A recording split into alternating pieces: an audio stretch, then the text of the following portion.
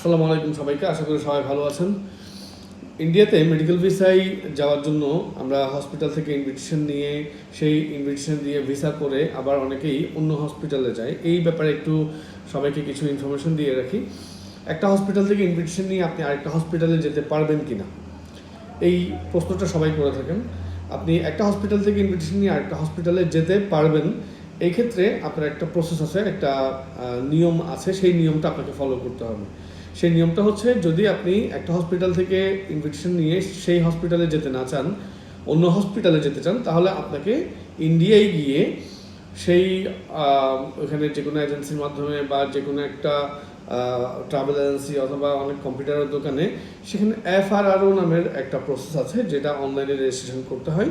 সেই এফআরআরওর মাধ্যমে আপনি আপনার হসপিটাল চেঞ্জ করে দেন আপনি যেই হসপিটালে ট্রিটমেন্ট নিতে চাচ্ছেন সেই হসপিটালে আপনি ট্রিটমেন্ট নিতে পারবেন। ওইখানে ওই ডিক্লারেশনটা দিতে হবে এফআরআরওতে। আপনাকে এই প্রসেসটা অবশ্যই ফলো করতে হবে। কিন্তু যদি আপনি এই প্রসেসটা ফলো না করেন, এই প্রসেসটা ফলো না করলেও আপনি অন্য হসপিটালে ট্রিটমেন্ট নিতে পারবেন।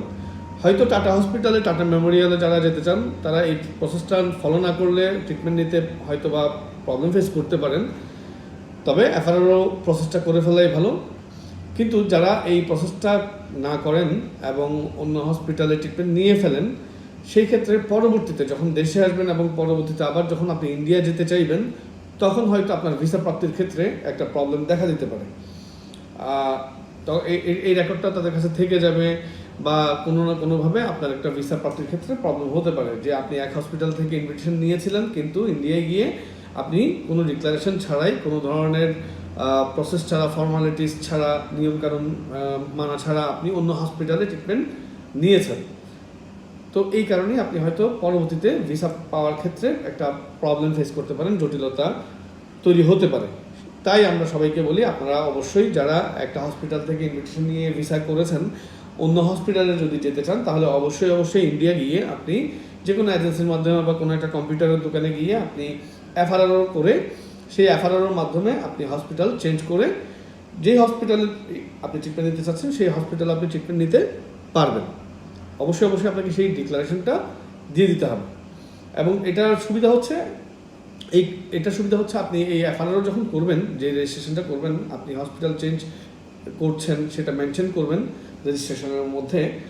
তখন আপনি যখন দেশে আসবেন ট্রিটমেন্ট নিয়ে, পরবর্তীতে ফলো আপের জন্য বা যে কোনো কারণে আবার যদি আপনাকে মেডিকেল ভিসা দিতে হয়, তখন আপনি এই এফআরআর কপিটা আপনার মেডিকেল ফাইলের সাথে অ্যাটাচ করে এমবেসিতে সাবমিট করতে হবে। তখন আপনার ভিসা পাওয়ার ক্ষেত্রে কোনো জটিলতা তৈরি হবে না এবং ভিসা পাওয়ার জন্য আপনার এটা একটা অ্যাডভান্টেজ হিসেবে কাজ করবে। তো আশা করি সবাই বুঝতে পেরেছেন বিষয়টা। এই জিনিসটা একটু খেয়াল রাখবেন। হুট করেই একটা হসপিটাল থেকে ইনভিটেশন নিয়ে আরেকটা হসপিটালে চলে যাবেন না। অবশ্যই এই প্রসেসটার মাধ্যমে, এই ফর্মালিটিসটা, এই রুলসটা ফলো করেই আপনি হসপিটালটা চেঞ্জ করে দেন আপনি আপনার পছন্দের যে হসপিটালে যেতে চাচ্ছেন সেই হসপিটালে ট্রিটমেন্ট নেবেন। আশা করি সবাই বুঝতে পেরেছেন। সবাই ভালো থাকবেন, সুস্থ থাকবেন। ধন্যবাদ।